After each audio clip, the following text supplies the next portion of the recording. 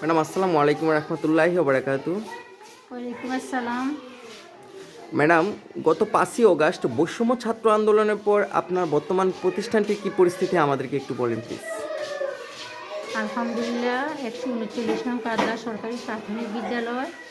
আমি পারভিন আক্তার, ভারপ্রাপ্ত প্রধান শিক্ষক। আলহামদুলিল্লাহ গত 5ই বৈষম্য বিরোধী আন্দোলনে আমার বিদ্যালয়ের অবস্থান অনেকই ভালো। এখানে অন্য কোনো ঝামেলা কোনো কিছু হয়নি। এলাকার যারা গণ্যমান্য প্লাস আমার ম্যানেজিং কমিটির যারা ছিল ওরা যথেষ্ট সহযোগিতা করে। স্কুল বৈষম্য বিরোধী আন্দোলনে কোনো ঝামেলা কোনো কিছুই হয়নি। আলহামদুলিল্লাহ ওদিক থেকে অনেকটাই ভালো। ধন্যবাদ ম্যাডাম। আমার দ্বিতীয় প্রশ্ন হচ্ছে, আপনি একজন সম্মানিত প্রধান শিক্ষিকা।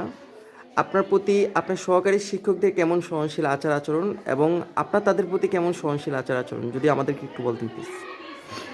আলহামদুলিল্লাহ ওই দিক থেকে আমাদের যে প্রাথমিক যে পরিবারটা, এটা হচ্ছে বলতে গিয়ে কি আমাদের একটা পরিবার।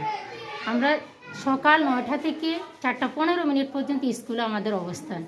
এই সময় আমরা একে অপরকে একেবারেই প্রাণ ভরে সহযোগিতা করতে হবে। আমার সহকারী শিক্ষকরা যথেষ্টভাবেই আমাকে সহযোগিতা করছে, আমিও আমার সহকারীদেরকে যথেষ্টভাবে সহযোগিতা করছি। একটা কথা আছে না, 10 মিলে করি কাজ হারে জিতে না হলে 10 জন মিলে যে কাজটা করা হয় সেটাই ফলপ্রসূ হওয়া যায়।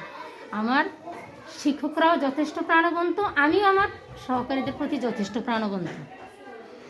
ধন্যবাদ ম্যাডাম, আপনার মূল্যবান বক্তব্য রাখার জন্য নিয়াজ নিউজ টিভির পক্ষ থেকে আন্তরিক শুভেচ্ছা অভিনন্দন।